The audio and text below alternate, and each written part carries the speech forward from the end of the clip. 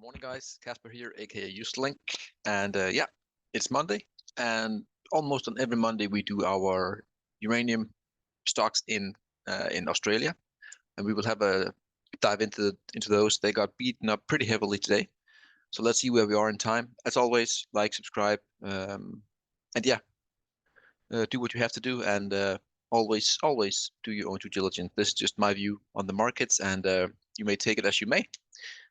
With any Without any further ado, let's get into business here again. 9-2E, nothing much has happened here really. Um, still below this beautiful, well, not beautiful, but this golden trend line right here. And yeah, the levels for me are quite clear, to be honest, at the moment. We want to get above that bad boy right there. Then we are in for some upside. Yes, we will break the golden trend line before, but we also have to take out the 30 weekly and then these higher highs here. So getting above here, let's call it 0.38. That's really when you start to be looking to the bullish side. Until then, we're still in a downtrend and nothing has changed for the past many weeks and many months to in this stock here really. But yeah, it's definitely getting there. You know, it's 1, 2, 3, 4, 4.5. We're getting close. Here we have AEE. Again, nothing has happened really. We are just testing the long-term golden neckline here. And yeah, obviously it has to hold. Finally, the 30 weekly is turning up here. And yeah, the big moment in time is the highs here, as you know, at roughly 0.35. So we have touched it 4 times now. And if we can get that clear cut, then that will probably be the time to break. Obviously, if we lose that blue neckline, then we could be in for some more pain to the downside. So again, that is my take on that one. H here, still holding up quite nicely to some degree after the major breakout here. And we had the first pullback into the lows of this level here at roughly 0.05.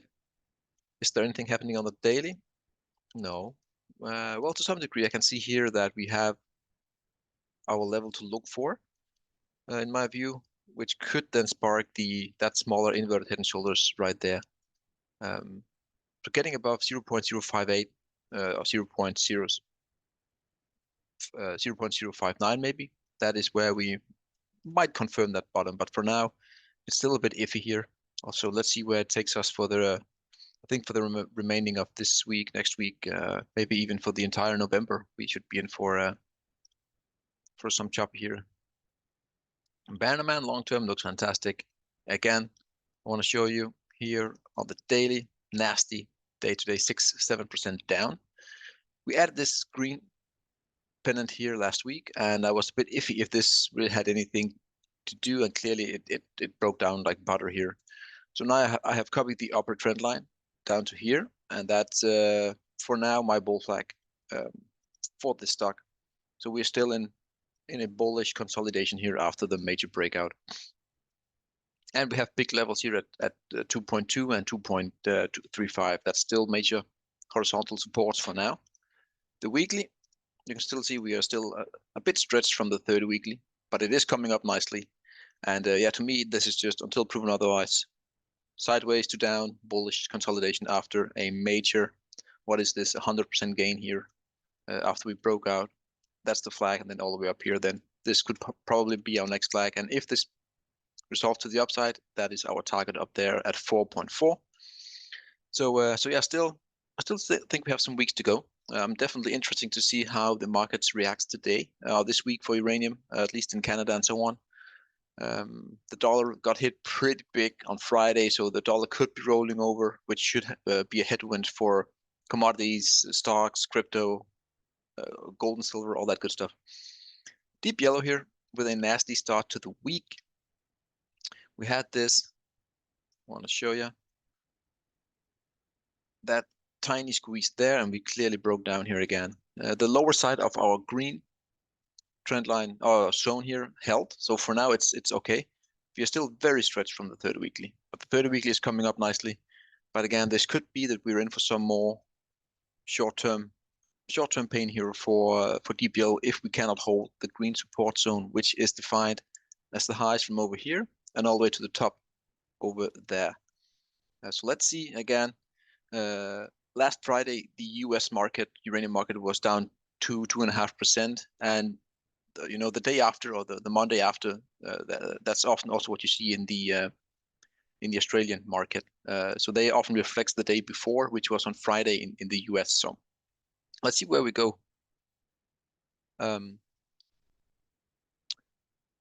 Tonight here in the US. Still long term, want to show you Boss Energy still fantastically. We are above the all-time highs. That was the major long-term consolidation that we had here for like 18 months or so, breaking out, retesting, resumption, and now we're in some sort of iffy. And I say iffy because I want to show you the daily. Again, just like we looked at before on, was it Bannerman, where I had this, I don't think it looks complete. I think I have the same kind of vibe here. I do think that this could be, or probably is, an ABC correction into the all-time high. Again, which will be a place to add in. But still, let's see if we can add the Fibonacci. Does it align somewhat decently? Yeah, it does. The 100% measured move is just a tad above 4.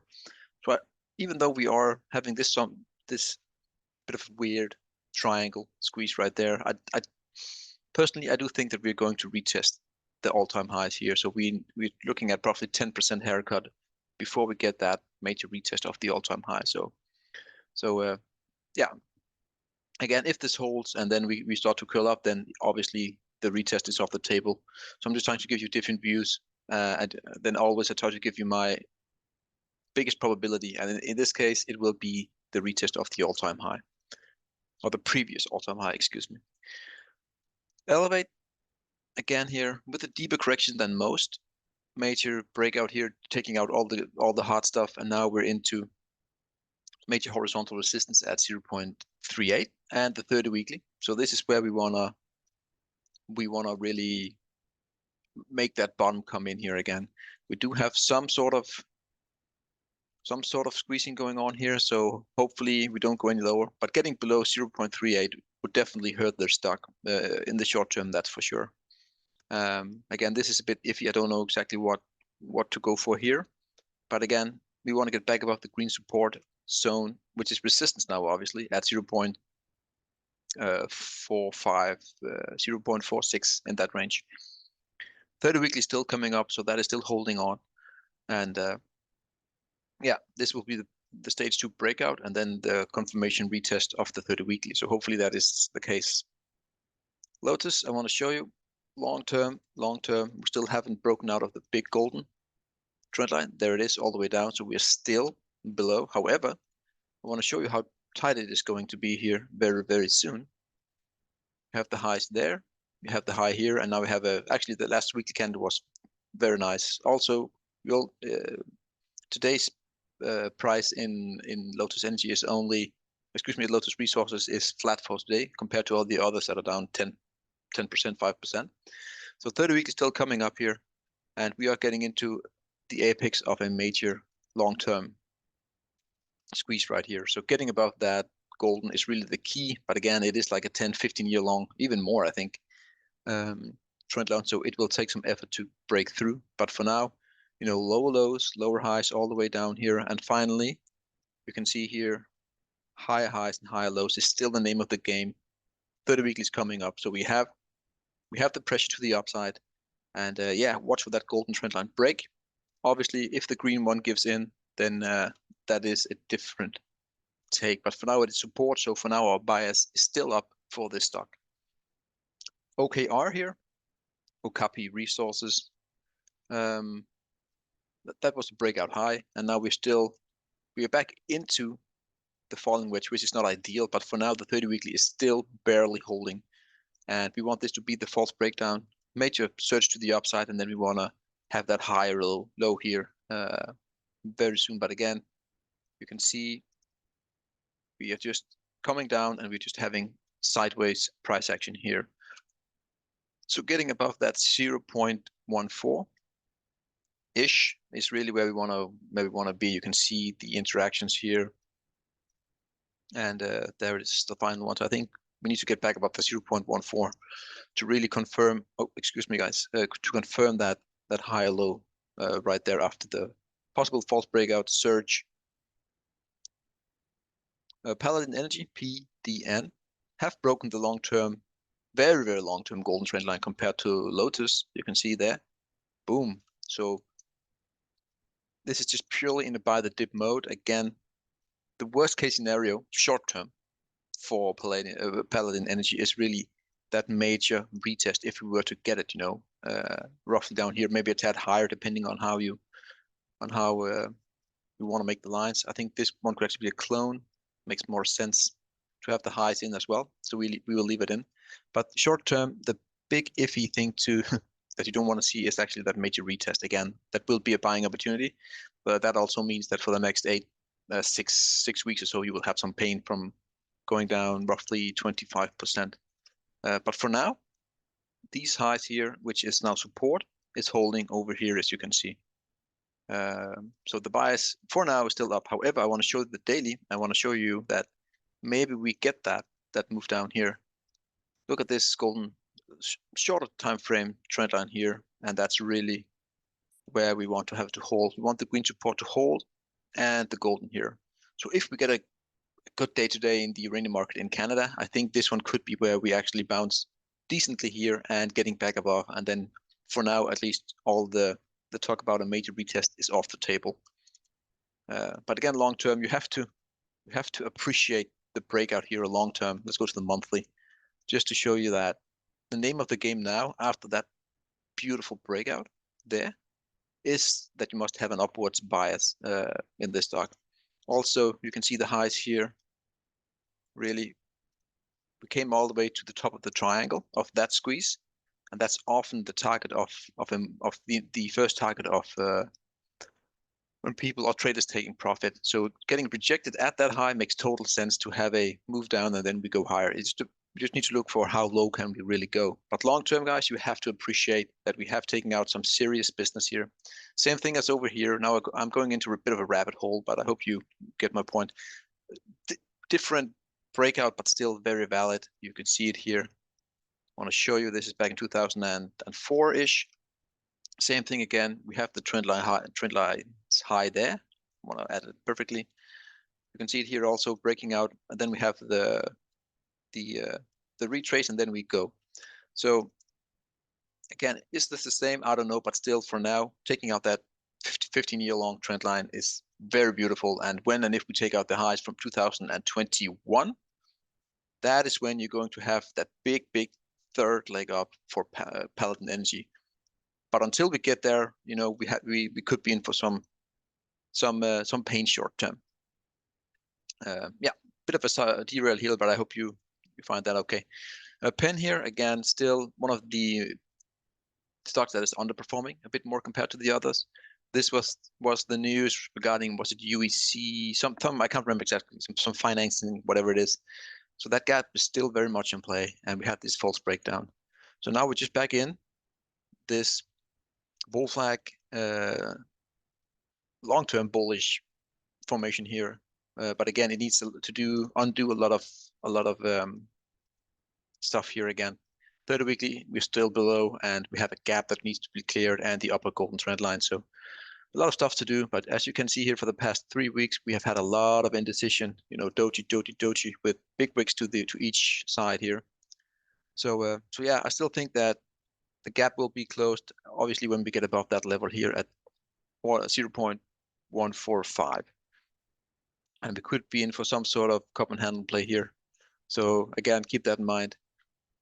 But still, definitely underperforming. And I do think that the fact that we had that news with regarding the financing, whatever it was, I can't remember exactly, but still, you can see how close we were to breaking out, and then the news came, boom, and then game over. So I think we need some time here to maybe take that one out here, late 2023. SLX here again is getting close, getting very, very close. Only down 3% today, which is decent compared to all the others. But we are still in this blue squeeze here again, and right now we are at major resistance. I want to zoom in for you guys so you can see it here. 1, 2, 3, 4, and we have the 30 weekly right here. So if we get a pop here this week or next week, that is, in my book, a very good entry. We're getting above the 30 weekly, and we're breaking out of a bull flag after we have had a a decent correction actually, given we had this major uptrend here, and now we just came into bullish sideways consolidation and then breaking out. That's always a good thing to see, again, with probabilities on your side. Nothing certain, but still.